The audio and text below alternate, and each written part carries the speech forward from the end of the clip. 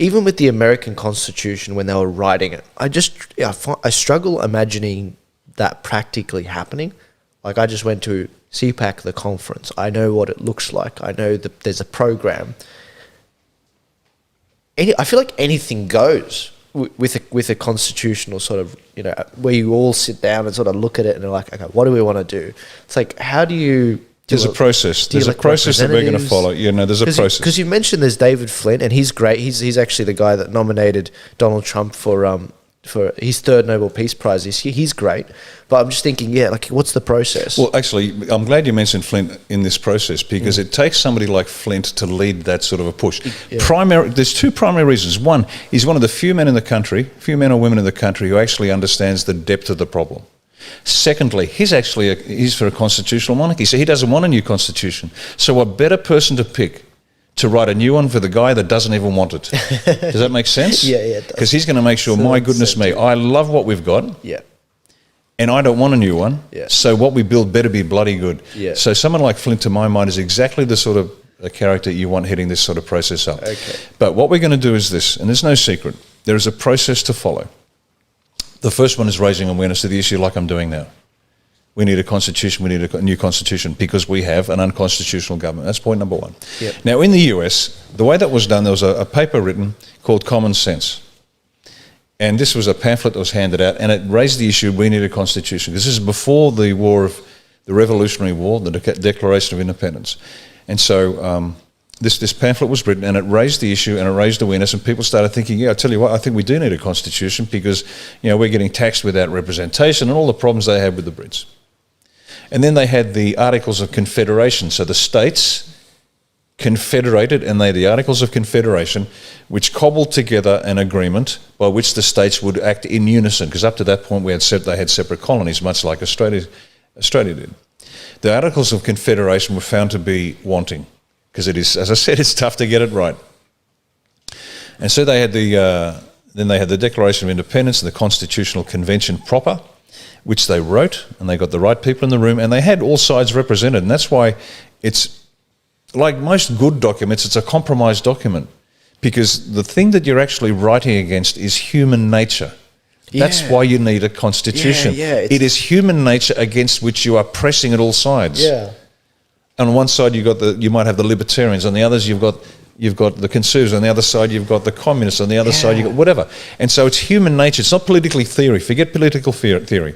It is human nature that the Constitution must guard against. Yeah. And that's the single most important point that I've got to make here.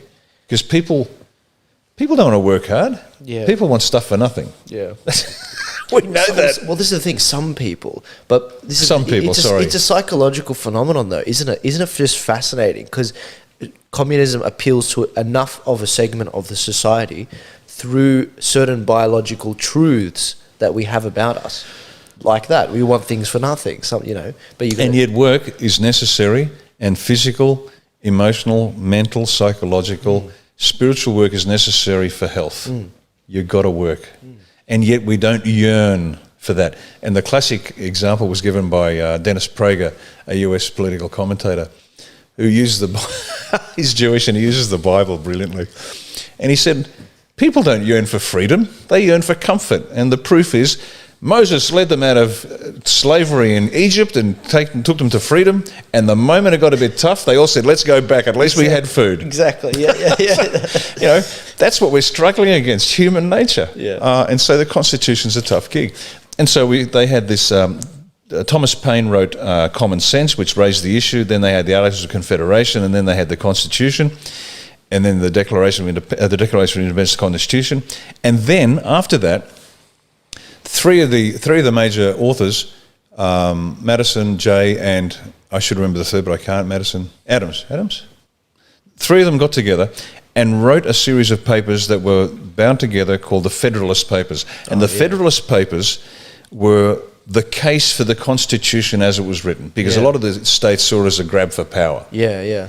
And so it was a profoundly insightful, clear, short, sharp explanation about why the Constitution had this particular element to it, why it had this particular, all the way through. Yeah. And it is heavy reading because it's in older English than we're accustomed to, but if you can plough through it. There's no guessing then. if you plough through it, you can understand the depth of wisdom required to not only devise and construct a constitution, but then explain to the people the logic. Now, the beauty of the Federalist Papers was it persuaded enough people in enough of the states to understand we need this. Yeah. And so we're going to follow the same process here. Raise the issue, get it together, start to define it, and then make sure that there is a good explanation of why the Constitution is the way it is. Yeah. The Federalist Papers are incredibly helpful. I keep using Catholics, for examples. I just keep finding the links. That's why with Catholics, they have the Bible, and then to help them explain the Bible, they have the Catechism. Now, I don't agree with that. I don't think you need it. I think the Bible is the root of where the wisdom is. You should go straight to the source. But it is helpful for some people who perhaps didn't understand it at the time. They couldn't read the Bible, to have the Catechism that explained, okay, this verse means this verse means that. And the Jews have a similar thing as well. But there's a really good example of that, where especially on the Second Amendment, the ability to, the right of people to not have their right to be infringed, to have firearms, basically.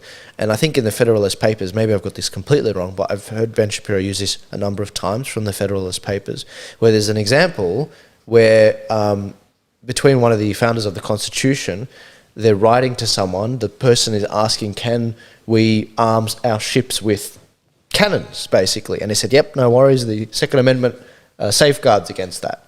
And it's like, wow, that's very broad. It shall not be infringed. You can basically own your own tank, and I think some people do in the US. Of course they do.